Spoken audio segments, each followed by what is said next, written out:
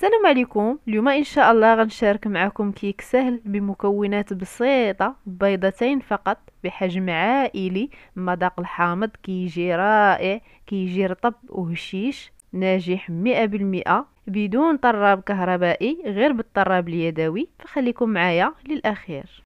وغادي نحتاجو كمكونات جوج بيضات بحراره المطبخ، نضيفو ليهم كأس سكر حبيبات، قبسه ملح، والفاني او سكر فاني. وغادي نخلطوهم غير بالخلاط اليدوي، نحاولوا نخلطوهم جيدا حتى كنحسوا بالسكر داب في البيض، حتى اللون كيف كتلاحظوا كيتغير، ما كيبقاش صفر بزاف. وغادي نضيفوا ليهم كأس الى ربع زيت نباتيه، نخلطوا كذلك الزيت غير بالخلاط اليدوي، وغادي تحصلوا على كيك رائع. هاد الكيك ناجح 100%، غير جربوه. وغادي نضيفوا ليهم كأس حليب، نفس الكأس اللي عبرت به السكر هو اللي عبرت به الزيت وعبرت به الحليب، وغادي نعبر به حتى الدقيق. وغادي نضيفوا جوج كؤوس دقيق، غادي نضيفوا الاول نغربلوه، الدقيق غادي نضيفوا بالكأس. وضروري تغربلوا الدقيق في الكيك، ولو يكون مغربل. ملي تبغيو تضيفوه عاودوا غربلوه. نخلط الكأس الاول، عاد نضيف الكأس الثاني. دابا غادي نضيف الكأس الثاني حتى هو نغربلوه. غادي نضيف معاه جوج خمارات، كل وحده فيها 7 غرام بيكين باودر،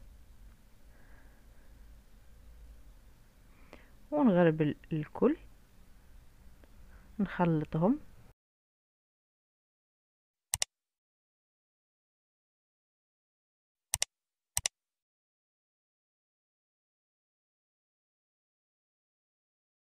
كيف كتلاحظوا القوام ديال الكيك كيفاش كيكون.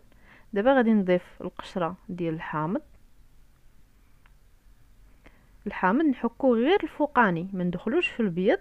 وغادي ناخذ نص حامضه غادي نعصرها، عطاتني تقريبا 2 معالق كبار، ونخلطهم صافي. وها الخليط ديالنا واجد.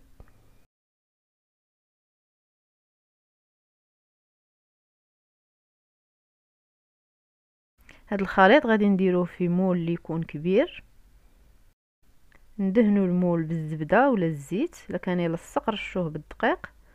وغادي نهزو يدينا الفوق ونفرغوا فيه الخليط، نحاولوا نوزعوا الخليط لان المول كيكون كبير. هاد المول تقريبا فيه 31 سنتيمتر في القطر صافي. وندخلوا الكيك ديالنا للفرن على حراره 180 درجه. بالنسبه للفرن الكهربائي كنشعلوا لتحت والفوق، وكندخلوا الكيك ديالنا حتى يبان لينا طاب وتحمر، ونخرجوه صافي. غادي نخليوه حتى يبرد ونزينوه باللي بغينا. زينوه باللوز ولا كاوكاو ولا الكوك ولا اللي بغيتو. كيف كتلاحظوا كيجي رائع، كيجي هشيش وناجح 100%، كيجي رطب ولذيذ ما تشبعوش منه. ضروري تجربوا هذا الكيك لانني متاكده غادي يعجبكم. وصفه اللي ناجحه وسهله. بارطاجيوها مع الاصدقاء والاحباب، وخليوا لي لايك للتشجيع. ولا كنتوا اول مره تشوفوا القناه ضغطوا على الزر الاحمر مع تفعيل الجرس باش توصلوا بجديد الوصفات.